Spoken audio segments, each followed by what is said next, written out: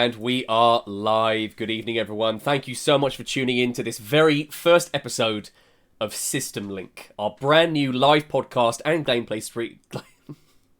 So close to a smooth entrance, a gameplay stream. That is no good, but I'm going to recover without even acknowledging the mistake. Joined in this first episode by Mike Hazelton from the Xbox Guide. Mike, say hello to everyone. Thank you again for jumping on to this very first episode. Hey, yeah, great to be here. Really looking forward to it. It's taken us a while to get this going. I think something we've talked about for a long time, but yeah, really looking forward to getting stuck in. And I think we were thinking news might be a bit thin on the ground last week, but some stuff's dropped in and there's, plenty to talk about. Yeah, absolutely. And that is going to be the format of our show. So essentially, we're going to be breaking down some key news items that we'll pick out every single Wednesday, and then we'll wrap up our live show with a gameplay stream. Mike and I playing something together. We kind of used Saturday as a bit of a shit test, right? Just to kind of see how it all worked and making sure everything looked good. And I think we have agreed on the finals tonight as our gameplay segment. So, just seeing everyone jump into chat. Good evening, everyone. Plug Socket acknowledging the original Xbox in the background. I'm so glad they've clocked that. What games have you got next to yours? Today, Stubs of Zombie.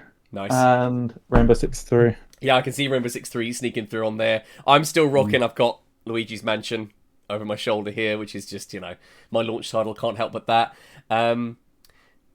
Chris, do you think JG has Star Trek in the background? Well, kind of, very vaguely in the mirror. You can see some Star Trek ships poking through. We were talking about that on the stream last night on Burly Bird Live. So, yeah, for sure. There's definitely, I've got a Goomba over my shoulder here. So that's, a jolly setup for sure. So, first thing we wanted to just acknowledge, this is actually a bit of a breaking news moment. This broke earlier today. We had the update on Starfield. I don't know how many of you guys have tried that either through Game Pass or Xbox on PC.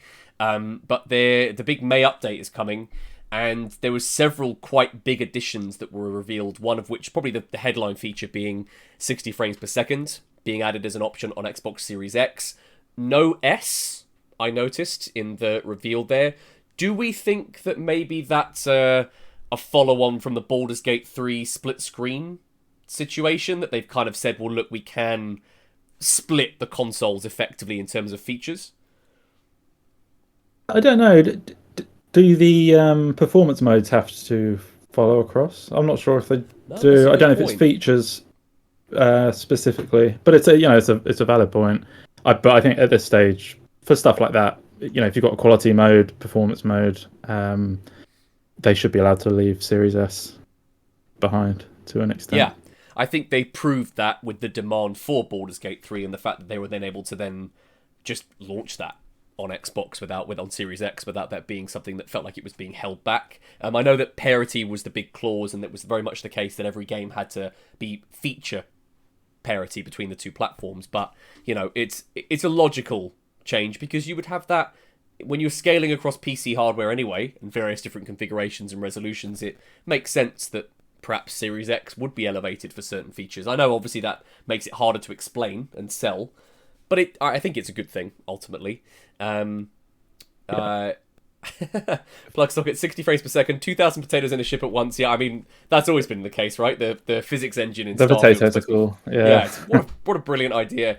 And also they did confirm as well that they are not necessarily in the May update, but they did confirm that they are working on vehicles, which is something that definitely piqued my interest. I very much was hoping for that to have been a feature in the game at launch. So that's a really nice touch, I think, that they've got coming. Vehicles are probably the big one for me. The city maps as well. That whole Right. trying to find your way around was pretty bad. Yeah, did you find that navigation really tricky in that? It was one of those like in a gamey way, it was quite good because you're having to manually navigate, but then you're supposed to be in a sci-fi world, so having to manually navigate was just a bit ridiculous. Yeah, absolutely. Short of them fixing the like traversal stuff in space, that the vehicles is about as good as we can hope for. Well, it certainly piqued my interest, and I agree. I think those sort of quality of life changes are the ones that make sense for them to focus on, particularly now that we're heading into June Showcase. Not long after that will be the kind of the big fall release. I saw something earlier today about how Xbox's release schedule for kind of the back half of the year is looking pretty strong, if those reports are to be believed. That we're looking at Avowed, Ara, Indiana Jones, the Starfield expansion. There's some really heavy-hitting stuff from first party coming towards the end of the year, and that, given that Sony have kind of made it clear that a lot of their stuff's going to be second and third party partnerships, it's a good chance for them to capitalize on that gap in their release schedule.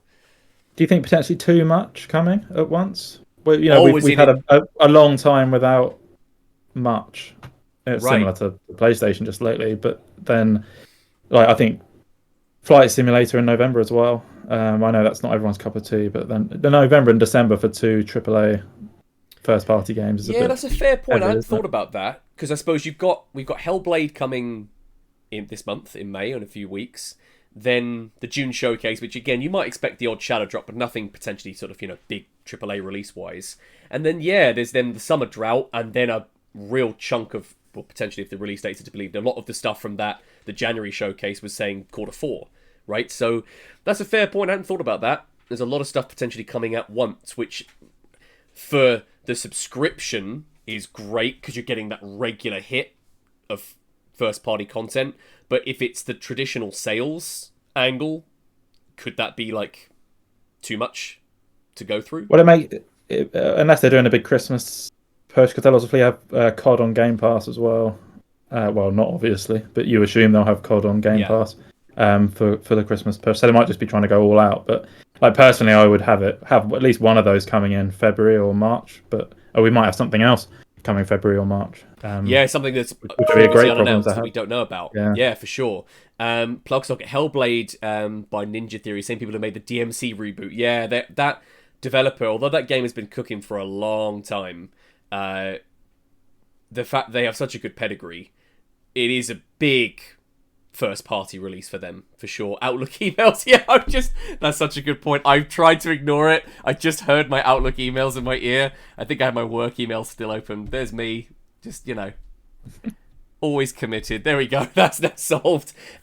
So we, in a kind of really helpful segue, And again, following on the Xbox news, we had a recent ID Xbox showcase that was partnered with IGN again, wasn't it? It was the second time they've done like an indie showcase of some kind. Yeah, I'm not a massive fan of that, but I do like seeing the idea Xbox games. Yeah, it was a bit of an odd choice, isn't it? I don't know quite what the angle was there. However, some really interesting stuff came out of that. I know that since it was originally shown, 33 Immortals had been something that really caught my eye. Just the idea of that sort of that large scale co-op being something you could then jump into with a friend whilst also being cooperative with a wider player base. It was such a really interesting concept. Those trailers have always shown well for me as well. It's something that I've really enjoyed seeing. That definitely caught my eye from the showcase. Phil did a gameplay demo of it at one of the, I'm not sure if it was June last year, definitely one of the Xbox shows, which looked really good. This is Lost Records, which is like a spiritual successor to Life is Strange, because Square Enix have the IP now. So Don't Nod are doing this, which is... Oh, I didn't realise this wasn't published by Square, so this is them doing their own thing. Yeah, I believe so. So anything Life is Strange now will not be the same developers. But yeah, it looks good. I mean, they've always supported Game Pass really well. Don't Nod. This isn't a Game Pass game as far as we know at this point, but I think the marketing that people get for these idea Xbox showcases is a really favourable, bit of PR, and it can lead to stuff like Game Pass releases in the future. So yeah, for sure. And I love their games, so this will definitely be something I'll be looking at. Yeah, this is an easy win, isn't it? Something like this, it's such a reliable team. Don't Nod obviously just released Banishers recently, just a fantastic RPG, and that it proves again the power of discoverability that Game Pass affords a lot of these smaller devs, and that's where ID and Xbox is such a great concept, that they're really pushing these smaller scale experiences, and then so many of them end up being Game Pass releases either at launch or shortly thereafter, so which is great.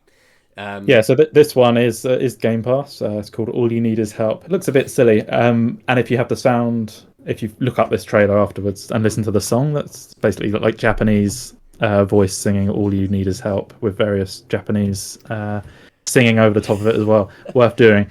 But for you and me, this is Game Pass and basically a co-op puzzler. I know you don't like puzzlers particularly, but in a similar sort of vein to, I think, like Snipper Clips kind of thing.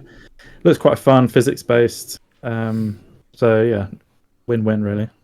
Oh, that's great, Chris. Then jumping in the chat, Tetris with the gang. That's a great way of summing that up. And actually, that's something that, much like horror games, I really like playing horror games cooperatively. Something like a puzzle game, I would definitely be more interested in if it supported co-op. So that's definitely a win. Stampede here on screen right now, I wasn't too bothered by, because it just looked a little bit sort of bog standard kart racer. I think certainly the scale, again, the player count, much like 33 Immortals, is a really lovely concept, but I wasn't too... I felt a bit ambivalent on this one, just kind of neither here nor there for me, really. Could be worth a quick burn or a quick try. I didn't catch whether it was going to be Game Pass free to play. I don't know what. No, it's maybe free to play. I'm not sure on that one. But it's Sumo Digital who have done. They did Sonic Racing, so the pedigree in terms of the actual quality of the arcade racing will be quite good if they can nail the battle royale elements. Yeah, nice. Maybe you know what actually is, because mechanically it looks fun. I think visually. It didn't click with me. It looked a little generic for me, and that's. It needs to be free to play, I think. Yeah. For it to stand a chance. And I should think it will be. It looks it. Yeah, especially the sort of like what looks like very skin, character skin customization and all of that potentially.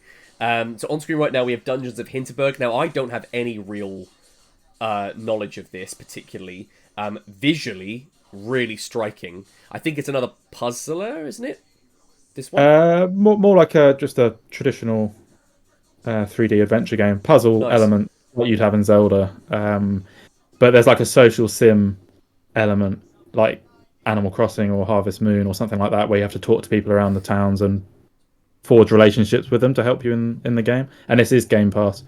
So that's probably quite a big get, I think. Yeah, it's a good shout too. Just circling back on the chat, Davo mentioning that nothing can beat the fear of VR horror. I can attest to that for sure.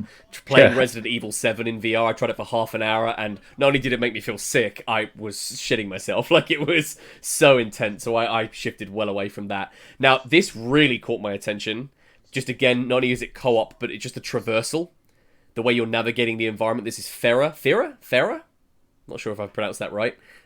Classic me, not being able to actually get it right first time. Just again, the visual scale, the fact that it's co-op, but also I really like the look of the traversal. Good feel in games really hooks me, particularly if it's something like this. Looks really cool. Davo again jumping in their Fortnite glider. Yeah, there is a little bit of a Fortnite vibe to that. This is one of those, a bit like Power World. Obviously, it's a lot more polished than Power World, but it's got, I think, survival-y kind of elements in it. They've got the monster hunting stuff. It looks a lot like Zelda. They've got the Fortnite glider. It's borrowing a lot from a lot of different games, but I think this looks a lot more cohesive. It makes sense when you're watching this as opposed to Power World, where it does look like they've just ripped off as much as they could possibly get away with. Yeah, no, I agree. And actually, this was probably right up there for me with 33 Immortals, I think, in terms of the stuff that really caught my attention. Yeah, so this isn't Game Pass. 33 Immortals is, and is also PC Xbox exclusive at the moment. And also Hinterberg is PC Xbox exclusive, which I guess is why those have been front and center. Yeah, no, it makes sense. Just it actually looks a little bit Zelda-like as well in terms of it does, doesn't it? Co-op Zelda would be incredible. So yeah, you know what? I think that might be the thing that might get me back in after the last two didn't really click for me, Breath of the Wild or Tears of the Kingdom. I think a co-op Zelda might be the one that would win me around. But especially being an indie game, maybe it won't be full price. Yeah. They tend to be, well, certainly not 70. And yeah, this is 33 Immortals, which I think everyone is quite hyped for. Oh, yeah, and actually just the camera perspective, the animation, I just think it looks so crisp. People are saying like co-op Hades. You played Hades? Yeah. Hades and Curse of the Dead Gods. Curse of the Dead Gods, I was really fortunate I got a chance to review that for thatHITBOX, and cracking little indie game that. And very similar vibes to both Hades and this. I think if you enjoy roguelikes, if you enjoy very fast-paced, reactive combat, this is going to tick those boxes for you, for sure. So they announced a closed beta for this, which you can sign up for now. I've signed up already. And so I think you'll just get in if you sign up and you want to try it out, which is happening this month sometime. And then we don't have a release date yet. But I think, so there's 33 players. I think you split into groups of 3 to do dungeons, and then you kind of join back up again for the final boss. Because that was the big thing that really caught my attention, is the idea that looking at the map screen as well, the idea that, it's those almost like sort of World of Warcraft style raids. You then come together as a big group to take on a tougher enemy. Yeah, I read a good interview with the developer. Like, their bugbear was that you have to be really experienced to take part in the raids or play for hours and hours and hours. Whereas this, you can kind of drop in, have a quick game, and you get this feeling of teaming up with everyone and basically doing a raid without the high barrier of entry. This would be a stream. This would be a stream. Oh, yeah, good point. Yeah, this would be great. Yeah. So that's they were the main highlights we picked out from ID and Xbox. If you haven't seen the show, it is just obviously on YouTube right now, so please go and check it out, because so there were some really nice little surprising projects in there. That definitely were a win for us. Certainly, again, with enough content on Game Pass. Just seeing here, someone mentioning that 33 Immortals reminded them of Enter the Gungeon. It's a Switch game I played with my stepdaughter. It was that kind of bullet hell, very fast-paced kind of game, which, again, it seems to tick those boxes. So now this is something that's been on my backlog for a minute, and I still haven't actually watched it yet, but the Fallout TV show has obviously just exploded on the internet. It's been so well received. It's already been given a second season. 60 million plus viewers, I believe, in its first week. Yeah. Just one thing, I know you've been watching it. I haven't quite caught up on it yet. This dropped all at once, correct? It was a binge drop. How do you generally, not just necessarily just with Fallout, but how do you feel about shows taking the sort of what Netflix popularized? How do you feel about shows just dumping all their content at once? Is that something you appreciate? Because then you can just view it, at your leisure. It's all there ready to go, or do you like the anticipation, that weekly drip feed? I probably prefer it all at once because I don't have the time to binge it in a day. When I was a bit younger, there was stuff like you'd find a Blu-ray or something that a series you hadn't watched, and I just like hammer them over a weekend or something, which I would not want to do that for Fallout. But because I don't have the time, I can only watch one a night. So I quite like watching one a night over the course of a week or something. That's fine. Sometimes it can be a bit of a gap, like if it's been a really good cliffhanger or something, waiting a week for the next one. So it works for me. Yeah, nice. But yeah, I finished them now, so it's right up there for me. Brilliant. I know, and actually, Chris in chat agreeing with you there just said, "Yeah, let me binge it all at once." And then complain about having nothing to watch. I felt that way about The Boys, another Amazon Prime series, where again they do the sort of the full release model. Kit and I regularly just then smash through that really fast, and then it's like 18 months sometimes between seasons because the post-production's so hefty. You can imagine something like this it's going to be a while, much like The Last of Us second season's not coming till 2025. So we've got, and again, a longer wait for that because these shows, they're scaling up. They're so premium in terms of their production value. So I suppose then it becomes this big event. It drops all at once. That's really exciting. But I think for me, only because, if we've got regular shows we're watching, I do quite like having that weekly cadence, having something to, okay, on Thursday I know it's going to be this, on Friday this show's dropping. I quite like having that sort of routine to that. It doesn't always work out, though. I think your point's fair about sometimes life gets in the way.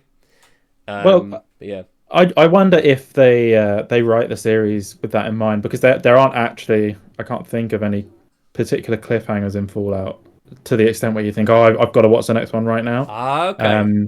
Compared to, like, I remember watching Game of Thrones through, and you just have to watch the next episode like straight away if it's available. You just had to watch it, which is good. I think if it's a weekly thing, they really play on that, like, your anticipation for waiting for the next episode to actually come out, whereas there wasn't that urgency, I think, because everything was readily available. And there weren't the cliffhangers. It was kind of, you can just watch it at your leisure. I wonder if they knew that going in. I wonder if the producers knew that was the intention of the release schedule, and that might have affected their... You always wonder, don't you, does that affect the creative choices and the way they structure it? Big Manny in chat saying that weekly releases give it more of a community thing. So that's a really interesting point. I think it's certainly in terms of social media, you do get a lot of people then discussing, speculating every single week about something, rather than it be this huge push and this huge flurry of responses, and then inevitably it kind of dies out. So both have their benefits, both advantages and disadvantages. Plugsocket mentioning Homelander in Mortal Kombat 1. Yeah, I thought that was a great addition. What a brilliant idea. Watching one a night lets you really take in the story. This is Davo. But cliffhangers are the worst when you've got to wait then to the next day. So that's a good point. So even with a show like, that has all its content pushed out at once, you might not be in a position to watch more than one episode in an evening, and therefore you're still getting that, the impact of the cliffhanger on there. What's the best game tie-in series that because obviously we've had Last of Us recently, we had The Witcher, Halo. I don't know if you've seen Halo. I have. I've actually, so everything you mentioned there I'm up to date on. I think because Henry Cavill's portrayal of Geralt was so good, I think The Witcher is probably in terms of adapting the source material, not just from the game, but from the books to television. I think that was the strongest and most creatively clear adaptation of anything I'd seen. Halo deviates a little too much for me. They've gone a little bit too far in, and I'm not someone that needs a show to be exactly like it was, say, in its comic book or animation, or, I like sometimes them taking a bit of creative license, but Halo does make some... They spend too much time with his helmet off. And that, to me, kind of, like, loses the mystery of Master Chief and who his character is. They kind of lose a lot of that, which is, you can change the plot lines and stuff of a game, or have characters live and die that perhaps, didn't in the original source material. But I do think fundamentally you need that, what makes Halo Halo, and that's what I think is missing, potentially, there. Yeah, The Witcher's definitely up there. Fallout... The world lends itself so well to a TV show or a film, just because there's so many props all over the place in the game. They've done such a good job of capturing the backdrops and the sounds and the way people look and the weapons. It's just it is really well done. But the games lend themselves so well to it compared to something like The Witcher, which I agree is a brilliant show, but like you could look at a scene in The Witcher and it could be like any medieval fantasy kind of thing, especially if Henry Cavill wasn't in the scene. Yeah. Whereas Fallout, you see one shot of Fallout and you'd be able to say that's Fallout straight away. Yeah, for sure. And actually, I think The Last of Us has that effect too. I think given how good the casting is, someone like Pedro Pascal as Joel, Bella Ramsey as Ellie, yeah, totally. you could very easily take a screen grab from that show, even just with the set design and production value, and go, well, that's The Last of Us. That definitely fits within that world. In terms of, I think, adapting the material, Last of Us, again, makes a couple of quite big story changes to the background to the infected and all of that. But predominantly, I think, again, they did a really nice job making logical changes that made sense within that, and then making, for the most part, sticking to the material that you'd expect. So, I think, and also just because Cavill's so good, I can't believe he's leaving that show. It's not going to be the same. They're going to really struggle to hit the heights that they've reached already. Now I almost want them to be like, just kill off Geralt then. If you're going to have someone else come in, have a new character, use it as an opportunity then to create a new character, or just end the show, or just young wrap Geralt. It up. Yeah. It's Henry Cavill AI. So just before we move on to our next segment, I want to give a quick shout out to our latest podcast that came up on YouTube. This was with Stephen Murray, part of the Some Drivel Interview podcast. You can find us on any of the social platforms at Burly Bird Media. Stephen Murray is the voice of the iconic DJ from Knockout City. If you haven't checked out the episode, please do go and have a look on YouTube. All available on Podbean, Spotify, and YouTube for free. It was a really great conversation. I had an absolute blast talking with him. He actually, something we didn't show, and I'm going to ask him if he's happy for me to reveal this, if he's happy for me to release it, is right before we recorded, so we'd started recording, just doing the technical prep, but before we actually started the episode, I asked would he mind saying hello to my stepdaughter, who's a huge Knockout City fan. My stepdaughter bought her Chonky plush, which is her little stuffed toy that she has, which is one of the characters from the game. And he, in front of her, as the DJ, went, "El Marie, one of the all-time brawlers."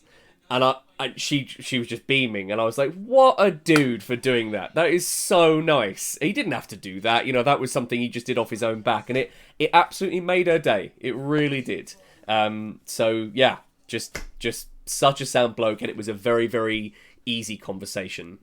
So he interviewed really well, and of course you interviewed him very well too. There was just a couple other bits on Fallout, because the next gen patch for Fallout 4 released, which you suspect they may have rushed for the TV series to capitalize, because there's some big issues with it. We've had a lot of Xbox games that have running better on PlayStation recently, right? And there's supposed to be a quality mode and a performance mode in that patch, and the Xbox version doesn't even have the quality mode; just doesn't work completely. Oh, okay. Like it runs at 60 frames with no visual changes to the performance mode. And then Bethesda put out a statement saying this is how it's supposed to be. It's supposed to target 60, but on PS5 it's 30. And there are obvious visual differences. And then you look at the Xbox One. So it's just broken, and they basically fabricated a statement that is trying to cover their backs. Which bothers me, because we have like this Starfield stuff coming, which I agree looks great. But at the time they were like, we're not going to do it at 60 because it's a creative decision. We're not going to put vehicles in because it's a creative decision. We don't want people, zooming around the planets. And now they're going back on all that stuff. So that kind of thing. I'd rather they just came out and said the patch is broken. They're not going to come out with Starfield and say they rushed it out, which I think it's clear that they did. But just be a bit more honest with your community would be good. Yeah, no, I agree. It was also suggested that we'll get a new Fallout game sooner rather than later. I've seen, at least it's been rumoured. Because the expectation was that it would be after Elder Scrolls, the next Elder Scrolls game, which is going to be a long time. It's going to be in the next decade. But yeah, there's a suggestion that we'll get one sooner than that, which would be pretty cool. Yeah, interesting. You said it sort of, might have been rushed out to capitalize on that hype from the show. It sort of. I saw another thing as well the other day where they said about, we want to really ramp up the speed of our releases, and that kind of made me a little nervous. That kind of Yeah, I that think it's the smacked same of the same conversation. Yeah. yeah. It kind of smacked of like, well, we then go a quantity over quality route, and that's risky business. I think for them to be doing that. I think the problem with Starfield is it was such a departure for them. Like Fallout and Elder Scrolls, they know the mechanics that are going to be in those games. There might be some new stuff like the base building and things, but you're not going to be having to fly into space, and it's a whole other dimension that they had to worry about.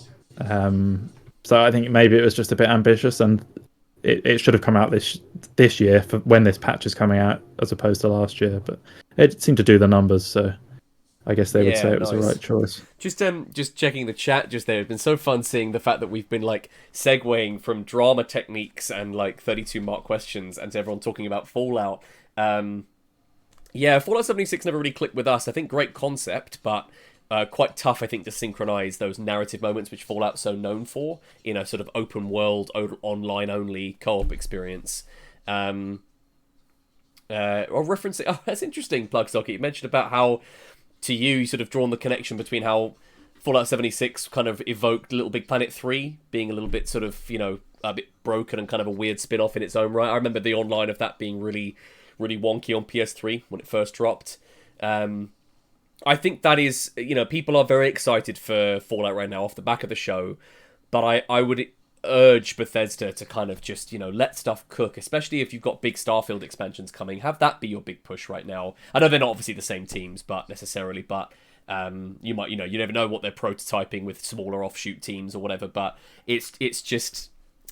Yeah, I don't know if the answer to them having a breakout TV adaptation is have a bunch of spin-offs. I don't know if that's, No, but I think their model, if the games are taking 6-7 years to produce, which I don't think Fallout 4 did, but Skyrim was a big one, I think. They should be making Skyrim, and then they should outsource, like they did with Fallout New Vegas, outsource it to someone else like Obsidian to make a standalone, not more than an expansion, a standalone game that comes like 2 or 3 years later to tide people over. It seems like such a good model, and it did so well with New Vegas, and New Vegas is arguably the best Fallout game. So I think that should just be their model. Have a big Bethesda release, then have like a follow-up on the same engine with minimal like engine work needed. It's just all about the story, basically. Yeah, nice. That's the way to go. So something else we wanted to discuss this evening was a game actually that I recently discovered on Kickstarter. This is Moon Samurai. They've just kicked off their Kickstarter campaign. Is it a sort of cyberpunk 2D, almost sort of pixel art style brawler? And it's really, really caught my attention just in terms of the slickness of their Kickstarter pitch. It was really well designed we did animated GIFs of gameplay within that. You can see here, the animation is really smooth, but it hasn't popped. It hasn't sort of connected with the sort of a big audience. It's got over 500 backers, but as of recording right now, they're only, I think, about 30% or so the way to their goal. And that can happen. Crowdfunding is a huge risk. It's a big risk reward. I just wanted to take a second just to shout this game out because I just think for what they're trying to do, it's a very, very simple game, I think, but just animation and variation-wise, it's got such a distinct identity. And you can see, obviously, in the footage here, they've really lent into the aesthetic really nicely. It looks like there's some very sort of elaborate boss characters. It's quite gory in its kind of slightly charming pixel way. Just wanted to take a second just to give this a little shout out. So if you are interested in checking it out, jump onto Kickstarter searching up Moon Samurai, please. It's a really, really, really cool little indie game that's cooking over there. We're looking for some crowdfunding. And yeah, Devo, good point. The art style's really clean, I agree. Definitely worth checking out. I'm really a believer in Kickstarter as a concept, and I think every now and then we'll sort of take a moment in our System Link streams just to give certain titles a little bit of a spotlight and a bit of a shout out. The combat looks great. I mean, the graphics look amazing, but yeah, really interested in how the combat plays. It looks for sure. you always wonder as well, sort of, the ambition of a game like this, would it end up being, the scope ends up being too bloated because they're trying to achieve too much. But it does look sort of really, really neat and really focused. So yeah, just certainly something to consider. We actually also wanted to talk about, this will kind of link in with our stream this evening, the finals, which has been quite a popular. We've had a couple of final streams now that have gone really well. Everyone seems to really enjoy us playing that and watching us lose. This is a brand new game mode that's going to be dropping tomorrow, I think, or ready for the weekend. So I think we're cooking potentially a bonus weekend stream on this if everything all comes together. But this is a brand new 5v5 game mode, and I believe, correct me if I'm wrong, no revive, single life, right? No healing even. So no healing I don't know either. I don't know how that's going to work with the medium loadout, but yeah, that's going to force me to make some changes there potentially. But also, again, given the attack and defend style, you're going to be that is going to make me look at some of the equipment I'm bringing. Something a bit more defensive. Your barriers as a heavy, which I know is your go-to, will definitely come in handy for something like that.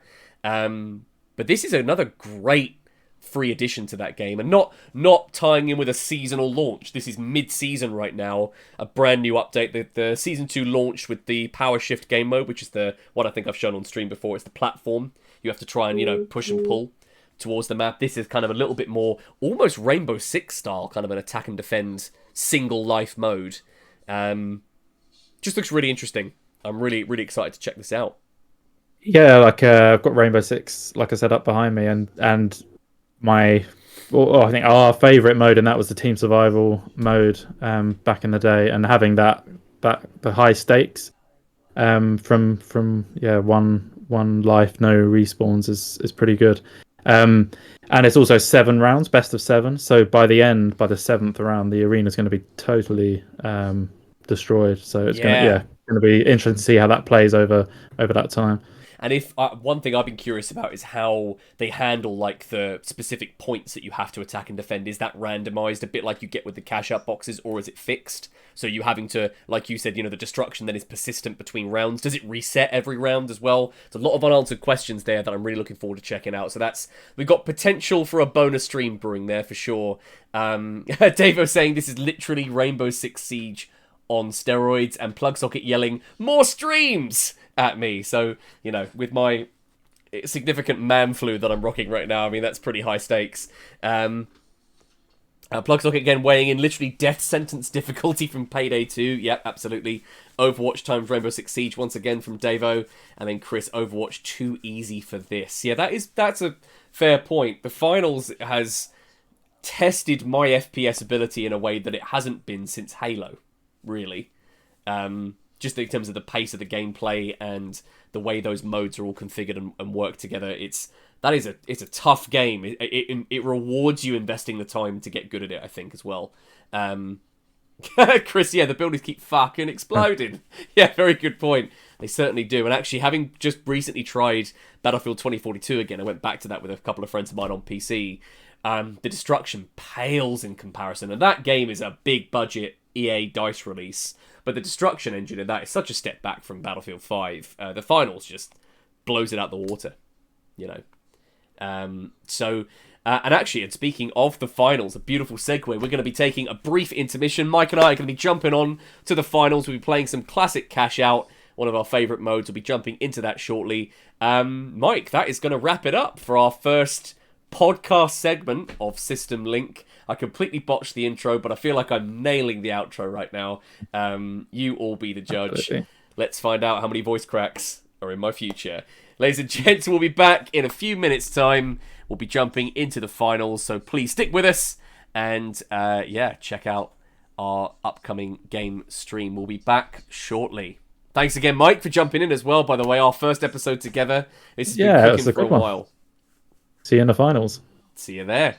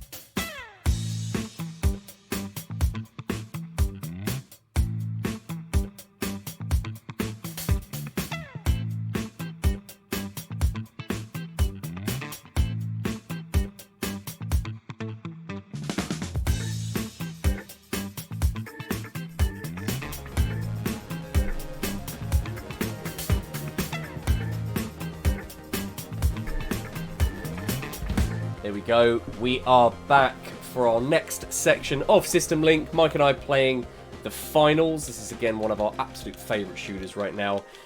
Just chat, please let me know. Do we still look and sound all good? Because we've now switched out to a different screen, so tough for me to see and hear how we're looking and sounding. So just let us know. Do we sound all good? And are we ready to go? Yep, thanks, plug socket. Sounds good. Right. Let's jump straight in. I think this is to have 5 different game modes to be cycling through now. As you know, you've got the That's crazy. 4 teams of 3, so the bigger game mode for cash out, bank it, power shift, quick cash, and then this new 5v5 mode, attack and defend. It's just great. They've really smartly iterated this thing, which is really cool. Plug socket gaming god Chris Cooler saying vocal tone makes the audience feel excitement. Davo, yeah, high stakes. Got to get a win, because it's certainly not been the case. Yeah, you did. Did you get a win on Halo? I don't think you did you? No, we did not. It was a rough time. David, I will personally congratulate you. Yeah, that's great. Oh, they brought Sandstorm back. Let's snap that in. Oh no, that's gonna make you. I don't like this map. You're gonna quit.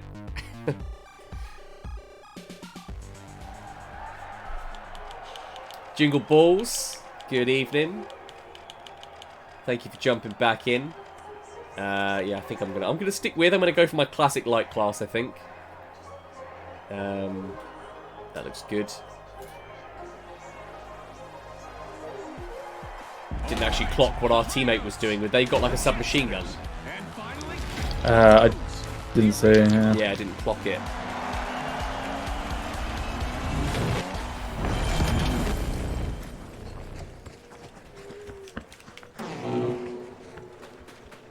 I do love unnecessarily throwing barrels at things. It is.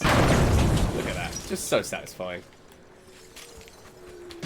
Sorry, similar to you yesterday, I'm going to have to pop in the house for a bit. Yeah, no worries. So I'm going to need you to cover me for the entire round. Yeah, no probs. All good. Got to do what you got to do. Both living that young child dad life. Nice one. Be back soon. Yeah, no worries. Oh! Grenade went straight in my pocket.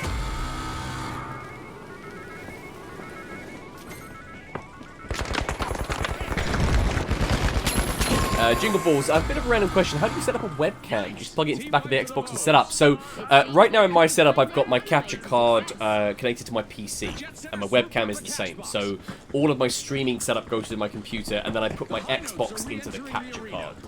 But you can, however, just USB. There's a few sort of compatible webcams. Most of them will work. You can USB directly into an Xbox and stream on Twitch from there. So, it's very, very easy to... You know, certainly relative to previous generations, very easy to set up.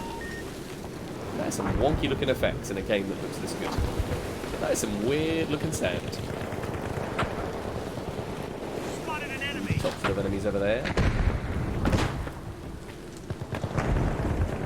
Discord confirmed, yeah. Discord's great for us in terms of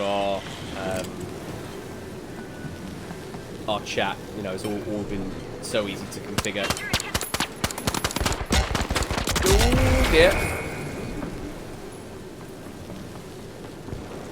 Yeah, lovely. Still looking and sounding good. It's possible might get kicked just for inactivity. Jingle Balls, okay, thanks, because I'm going to start a proper channel. Yeah, nice. Why not, man? I mean, we're giving this a shot. We're shooting our shot with a bit of Twitch streaming, so yeah, why not, man? Remember, do it for you. Do it because you love it and because you want to put some stuff out there. If it finds an audience, no matter how big or small, it's worth it. You're doing it for yourself. But yeah, that's our setup. So we've got our capture card, Xbox plugged into that, all run through the PC, webcam plugged into the PC as well. But very easy for you to just put a webcam straight in. No issue there at all.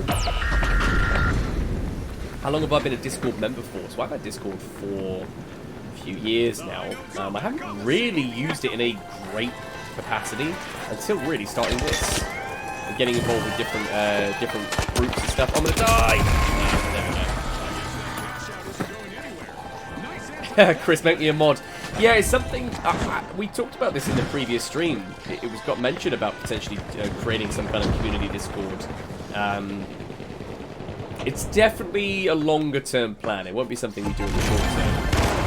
We've got plenty we're cooking right now between the various podcasts and stuff we're launching and our streaming.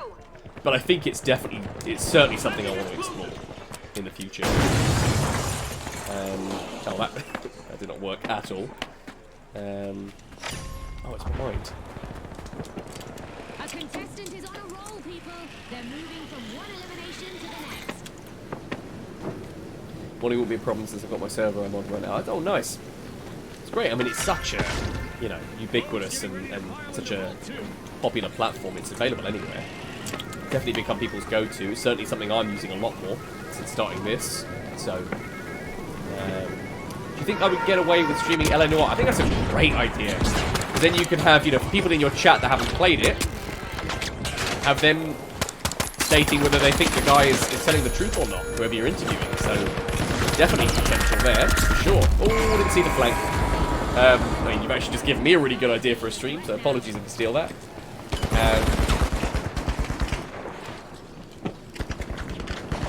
Yeah, nice. Stolen? Yeah, absolutely not. I wouldn't. I'm good. I wouldn't do that. But it's a good concept. I think that'd be a great idea. Having your chat weigh in. Are they telling the truth? Are they misleading you? Are you catching them in a lie? I'm sure that's been experimented with before. It's a great idea. I've actually enjoyed streaming narrative stuff more than I thought I would. So trying Alien Dark Descent a couple of weeks ago. It was one of our Burly Bird live streams on a Tuesday. Really fun actually to be experiencing a single player game for the first time alongside you guys. Personally, have you thought about any of the other Devil May Cry games? Played the old ones. I haven't played any of the recent stuff and haven't played the reboot. But I imagine it'd be quite entertaining to watch because the combat's nuts in games like that. Another opportunity to mention Persona 3, yeah, good. Snuck that in there. Got my kill. Oh, and again. Oh, you idiot! You twonk! I will revive you, but... I was dodging the mines. Covering. Do you think you can get banned during the homicide cases? Yeah, I suppose... Oh yeah, if you had content warning on the stream, surely that would be fine. Yeah, the mature content warnings for that kind of stuff, yeah, that's what it's there for.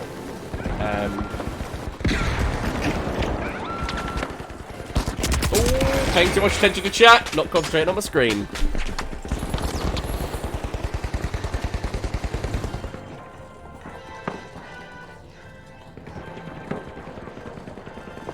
I've so nearly got this one.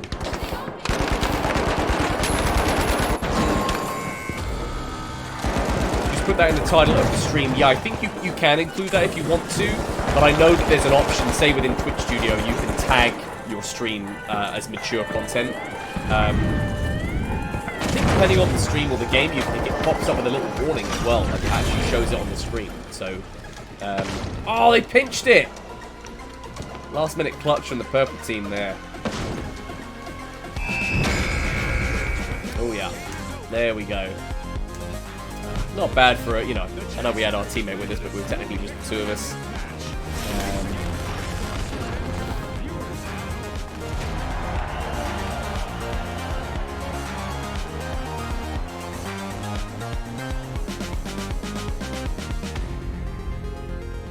Let's get back to the lobby.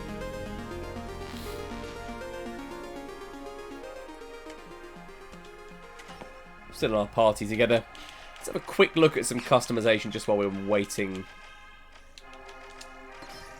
for Mike to come back. Brilliant.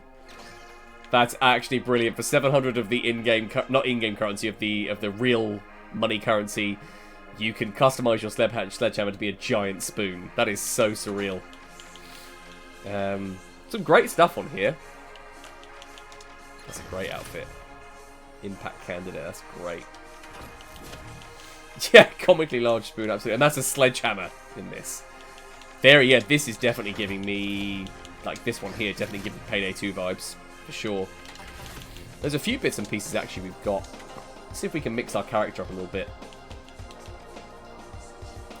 A bold choice, to be fair. What if there's an alternate universe where the finals is called the beginnings?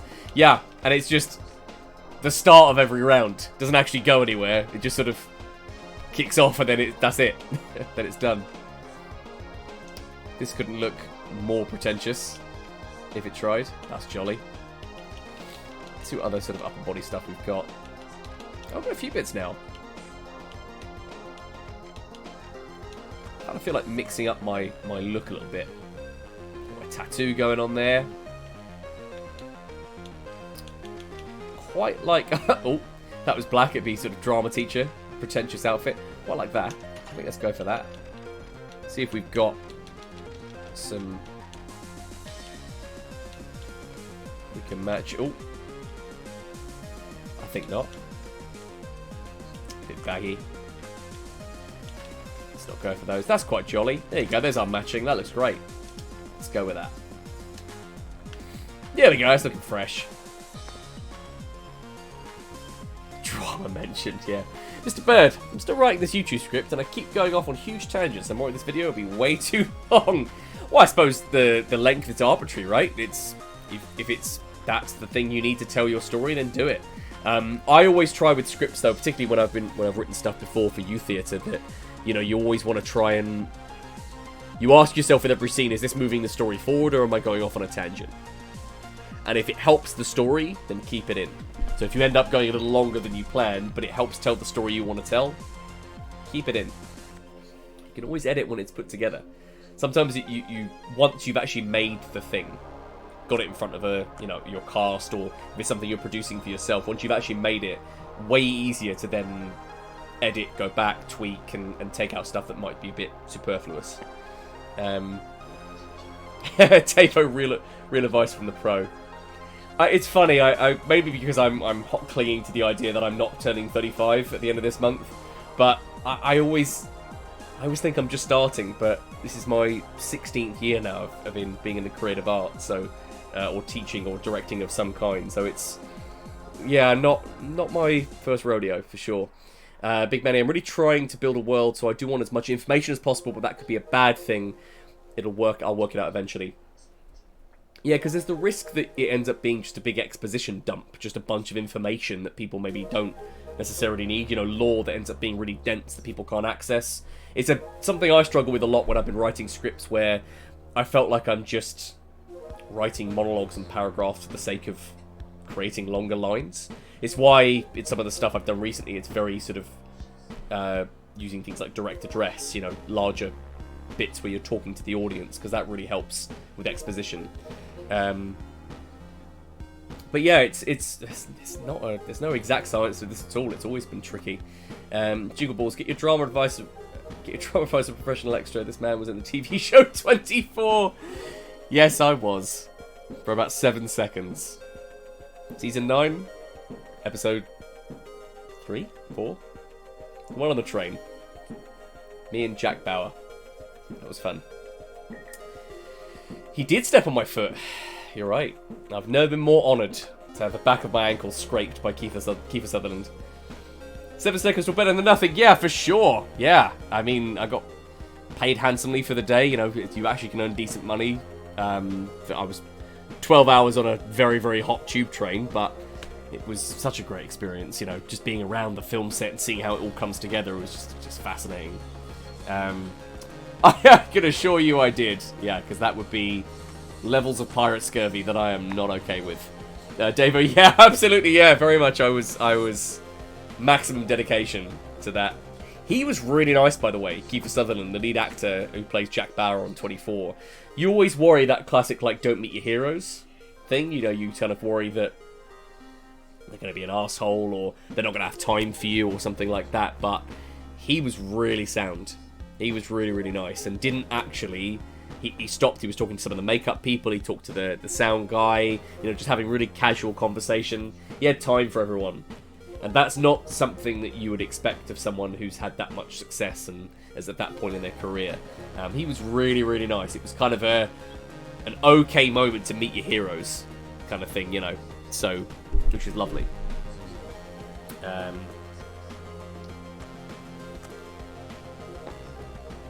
So, there we go. So, I'm just checking in on Mike, just making sure everything's all good. So, just sorting out little one. What I'm going to do is jump into just a quick match by myself. We will get Mike back in momentarily. Let's do a bit of power shift while we're waiting. So a different game mode. The floor patterns remind me of the Amano network from Shin Megami Tensei 3. Yeah, I mean I've definitely sort of Tron vibes going on here, but I didn't know that reference. Jingle Balls, yeah, I waved at Gervais when he was filming in town and he waved back. Amazing. Oh, fantastic. Was that Afterlife he was filming, his Netflix show? Because I know some of that was shot in Cambridge Park in the Old Town. Was that what you're referencing there? Yeah, nice. Cool. Love that show, by the way. Any of you have Netflix and haven't seen it? It's emotional. It's pretty heavy. Very funny, very bittersweet. Awesome series. One of his best, I think. Without a shadow. Just absolutely brilliant. I think I'm going to swap things out as well. I'm going to go medium. My medium character has the pretentious roll neck. Fantastic. Yeah, definitely worth checking out. Derek is his other one that I just absolutely adore. A lot of people prejudged that show because they thought he was making fun of people with mental health or any kind of like behavioural condition, but it's actually a show about kindness. It's so sweet. And again, very emotional in parts. It's very intense. But Afterlife is, I think, some of his best work. Cheeky little zip line. Let's get some early time on it. Boom! You see me hiding. That's a double. Yeah, this becomes sniper central. Kind of need the rest of my team to make themselves known here. It's going to be very slow going otherwise. Nice, dude. Good point placement there. I can hear them. Oh, there we go. Oh, that was tight. Oh, thank you for the heals. I will return the favour. Here we go. Oh, sniper.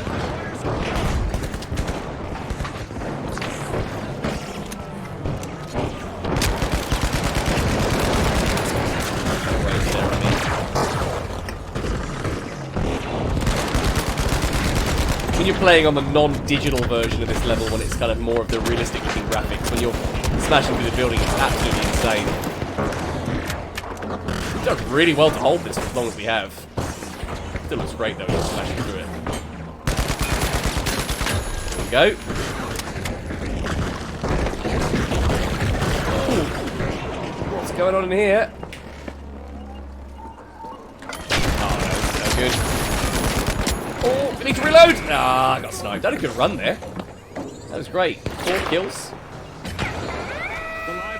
Our team still got the... Ooh, little cheeky revive coming in as well. Thank you very much. Didn't hit anything then. Just straight up shot their auras. Ah, sniper again. Start your revive points. Oh, wonderful. Building's coming down. Oh, our team have been so good. I can't believe they haven't actually managed to stop us on the platform. Well, there we go. Good score. Good revive, brother. Hey, sorry about that.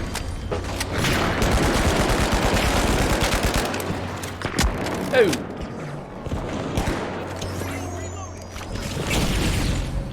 How you getting on?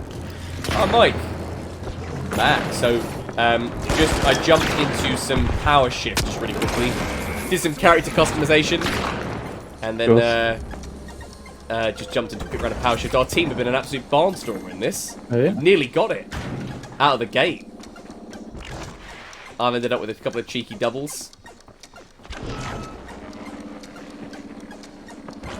We're so close. Oh, they've just now started taking it back. I'll just get this wrapped up and then I'll get us back into a game. Oh, yeah, no worries. Everything all good with little one? Yeah. Usual. That is looking toasty.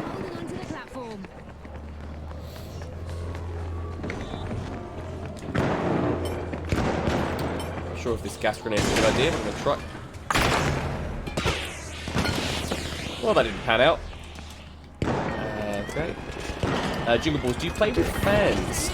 No, haven't really done that. I think there's, you know, potentially given that I've got a few folks that have found me from my day job. As I'm a teacher, it's something I probably won't do just for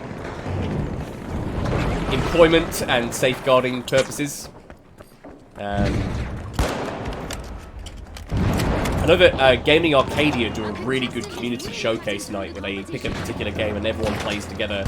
We did a 16-player private Halo 8v8 session on Sunday just gone. That was a blast playing with that community. So if you haven't checked them out, they're on Discord. Definitely worth a look. They're really, really great fun hanging out with those guys. And they do the community game nights. Probably not something I'm going to do on here in the short term. Just for that.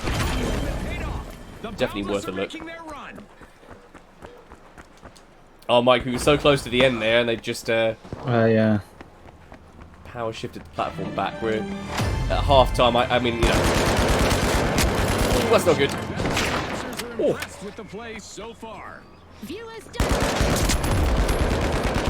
Ah, nearly. Oh, 6 health, no way. Looking for the heals.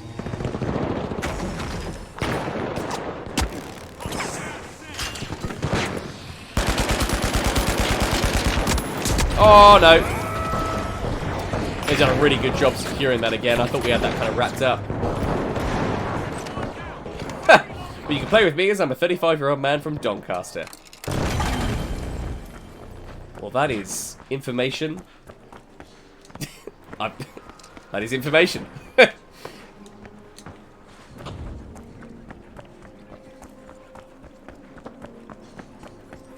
Right.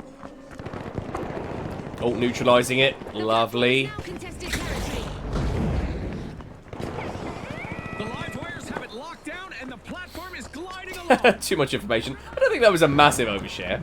I think it's about the amount of information you actually need to ensure it's not a safeguarding issue. Yeah, exactly. To be fair.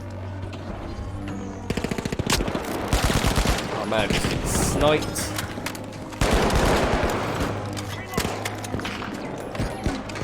I'm a professional self-harm the fraction barrel player. I picked that up in a sale just recently, actually, on Xbox. It's something I need to. It's in my backlog.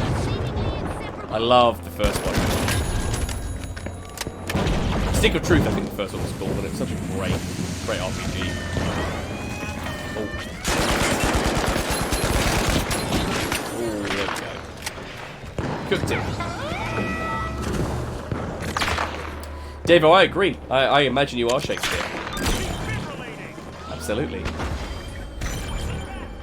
I've heard of Bendy in the Ink Machine. That sounds like a sequence of words that you have just made up. Victory is within sight for the live wires.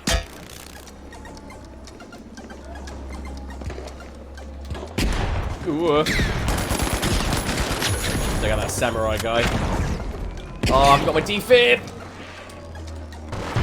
I'm counting on you. Anyway. I don't know about you two, but I'm on the edge of my seat here. This game is intense. Closing in on the win.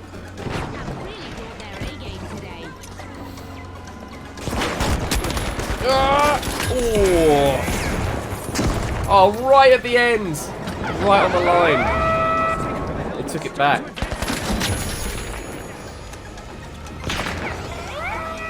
Oh, go on, guys. Go on. Don't know how that guy's surviving on there.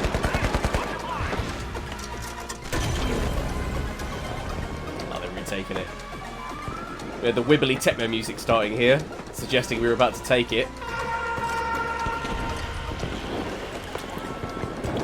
It's time to see what event will try to knock our contestants. Oh, that was... I don't know what I was thinking there.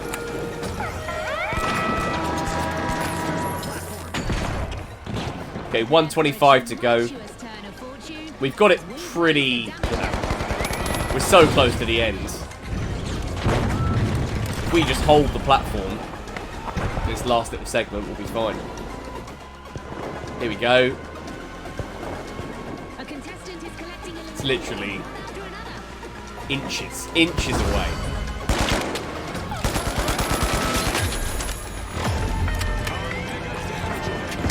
Oh, he's invisible. Ah, I didn't see him. Hopefully he's low enough. Oh, the guy will fit. No, he got sniped. Brilliant.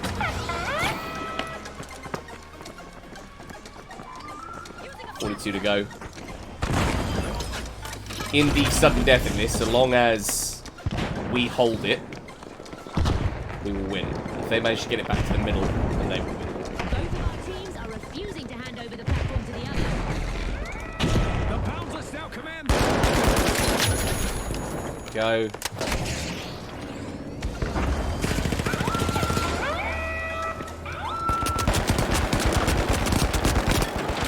Sorry, it's the bane of my existence. Here we go. Home stretch.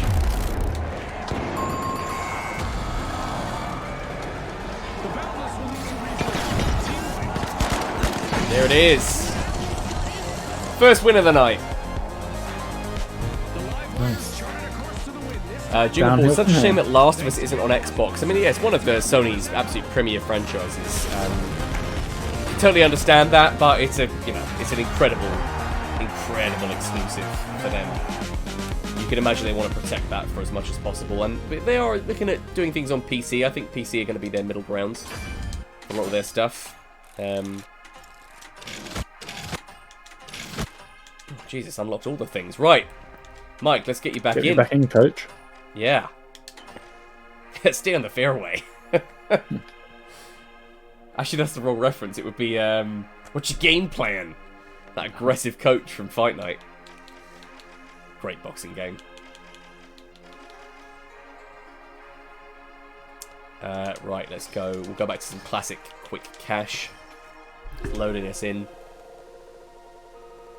Tricky, by the way, to balance audio and, you know, video in amongst when you've got now gameplay going on. Mike, is your camera feed all right? Are you all good? Because you're still on your hold screen. Am I? You're not anymore. There we go. Unless you've just... Did you just update that? No. Oh, that could be my version of the Twitch feed then. Apologies. That's me not knowing how my setup works. There we go. All yeah, good. looks right to me. Yeah, nice. Yeah, Fight Night was great. I don't know why EA don't still support that series. They were great fun, those games. I suppose they've got UFC now, but yeah, the Fight Night boxing games were fantastic. The character model damage and stuff I always used to think was so impressive. When the Frostbite engine was wonky. Like next gen games of that era that definitely looked a complete step up. We were talking about Rockstar's table tennis, which I know was a bit of a joke, but that did look like a step up from the previous gen. Yeah, no, for sure. I don't get it so much now. Hasn't been that leap this time. Jingle Balls, you referencing the 2 demerits that you received today just validated my approach about safeguarding that you are not, in fact, a 35-year-old man from Doncaster. So, whoops! The stage is set. It's showtime. Big Manny, have you ever played the Punch-Out games? I know of them, but never played them. Was that an original, like, NES game? can't remember where Punch-Out sort of first originated. Thrilling cash quest. No, I live in Australia and got pulled over twice in the same day. Brilliant. The only parking ticket I've ever had was in Australia, so... What does that tell you? Yeah, what was that telling you, Yeah. buddy?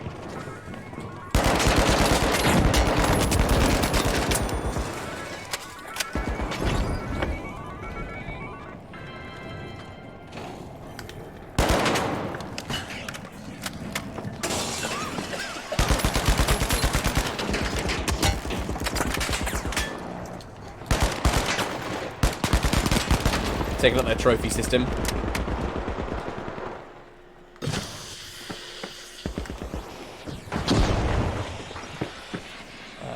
Right, okay. Punch-Out was an arcade game from 1984. Nice, yeah, I didn't realise that was its origin. Ah! Sniper on the roof somewhere. Check out him. The Kingfish have returned to the arena. Rockstar Table Tennis was a test for the new engine at the time that GTA 4 was going to be made on, but testers found the table tennis so fun they just made it into its own little game. I did not know that was the origin of that. I didn't know that. Yeah. That it was originally They put just so sort much of a- shit into GTA 4, it doesn't surprise me. But, Yeah, exactly, yeah. The NES version and Wii versions are incredibly fun of Punch-Out. Oh, nice. I didn't realise that was still something that was being sort of released on slightly more modern hardware. Nice. David, you're definitely good on medium class. Yeah, I've been having a little bit more success tonight with this. I'm going to stick with. Keep the heels OP, going. that's why. He says, as his teammate has just been eliminated.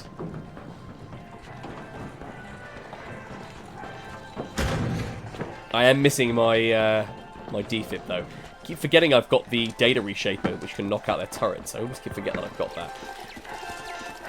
You There you go go. ahead. Turn their mine into a plant pot, so that works. Oh, dropping down. Oh, so close. Ah, fuck.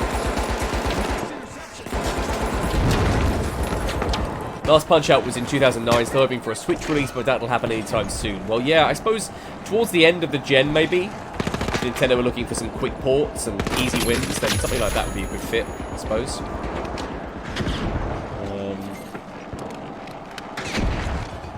Bomb to a beautiful plant pot. Yeah, I love the data reshaper. It's such a great piece of kit. Turning a fixed turret into a lawn chair is always a a great little win. For the Kingfish. So well played. Deploy a zip line. That's not good. That's not good. There we go.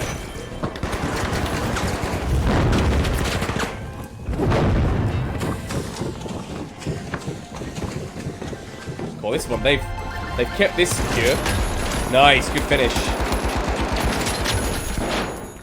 Mike with the double.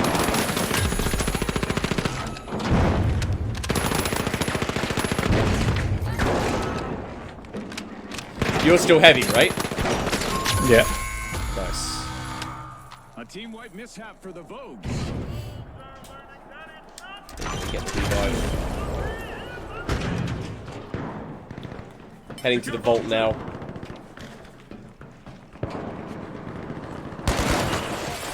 Zip line station. The Vogues are back in Vogue. Team respawn.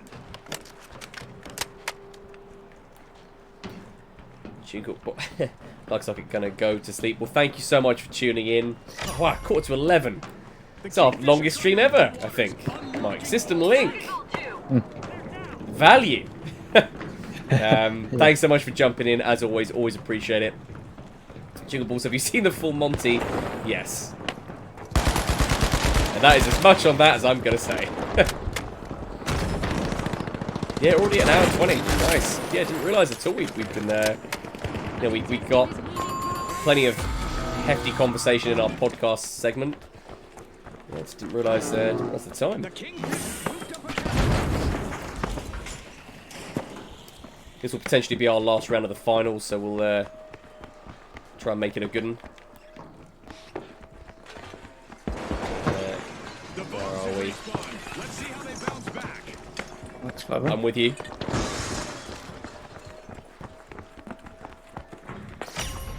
Going strong, yeah, absolutely.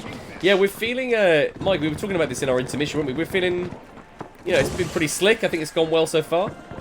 Yeah, absolutely. I'm dead. Didn't realise there was someone behind you. I'm stuck in a window. Back to the battle.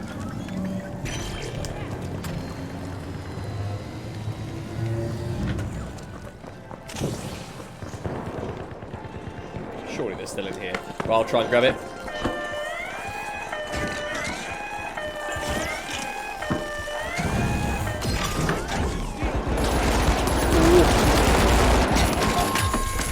Sorry. A bit slow on the finish there. Davey, your stream should really get some more recognition. They're always great and entertaining. Oh, thank you so much. That's really sweet. Yeah, we obviously we're just starting out, so there's still a long way to go. But thank you so much. Really appreciate that. And we're trying to have very distinct flavors for both our Burly Bird lives, which is my solo streams, and then System Link, which is our joint podcast and gameplay stream, obviously with Mike from the Xbox Guide. So we're looking at sort of keeping that differentiation between the two. Oh, that's not good. That's not good. That is not good. Someone on the box. Obviously. Gonna cook up a nice following of peeps. Yeah, that'd be fantastic. I think we've managed to get to 42 followers. We've decided, because of the consistency we're trying to bring to this, we're going to shoot for affiliate, which we need. I think we've hit most of the other requirements except the follower count. We've got to get to 50 followers before we can be in consideration for that. So, still some work to be done there. Still, we need to sort of push that a little more. I think we're on 42 right now, so pretty close. But yeah, definitely some work still to do on that. Orange. Oh, purple's with the clutch at the end. Ah, nice. Yeah, absolutely. It's all about perseverance. It's, you know, perseverance and consistency. Those are the two things you need, I think, to build a community here.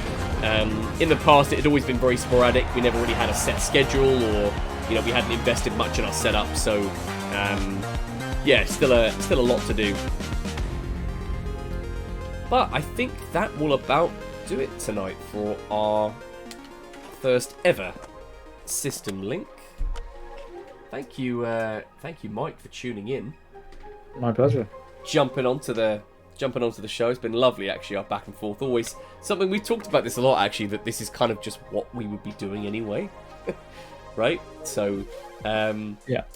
Each week we'll have different news items that we're reacting to in our podcast section, and then we'll have a different supporting game to go with it. Might not always connect to a news item, but it just happened to work out well tonight. It's something we're going to explore a little bit more. Thanks, Dave. We're starting off with a banger. That's great. Yeah, it's something we're going to continue sort of experimenting with the format, seeing what else we can do. Wanted to wrap up tonight as well, just by giving you, Mike, a little shout out as well. You are working on, imminently, I suppose, you know, probably won't be too long now until the final website is ready to launch. If you want to tell everyone just a little bit about the Xbox Guide, what it's all about. Yeah, basically just an Xbox fan site, but kind of data driven. It's going to pull in news stories from all over the place, but have a bit more of a focus on things like the charts and what's in Game Pass, quality of games in Game Pass, how much money you're saving by subscribing, stuff like that. So hopefully a couple of weeks and it'll be on nice. In time for Hellblade. That's the plan. Oh, brilliant! That's a scoop. I didn't realise it was so close to kick off. That's great. And obviously, I know you've been your Twitter account's active. You know, still posting content on there ready for your launch. You can follow Mike over at the Xbox Guide at _Xbox_guide. We will be back potentially with a bonus stream this weekend. I'll confirm that via our usual channels. So mostly best place to check that kind of stuff out will be Twitch, Facebook, Instagram. You can find us on there at Burly Bird Media. I want to give a quick shout out as well to Tag and Bag. This is my podcast with Jeff Steitzer, the voice of the Halo multiplayer announcer. Our first episode dropped a couple weeks ago now. We're talking about the implications and dangers of AI for voice actors and the implications, you know, for their employment and their career moving forward. You can check that out for free on Podbean, Spotify, and YouTube at Burly Bird Media. So please consider jumping over there and checking it out for free. It was a really great conversation. And this week we had our latest episode of Some Drivel that dropped with Stephen Murray. He's the voice of the DJ from Knockout City. please consider checking that out as well. It was a fantastic chat, and we had a great fun talking to him. So again, all available for free on Podbean, Spotify, and YouTube at Burly Bird Media. So that will about do it for tonight. Thank you again, Mike, for joining us for this very first episode of System Link. Thank you all as well for being in the chat. You make this so lively and so engaging for us as we continue to build our community. So thank you again, everyone, and we will see you next time. See ya.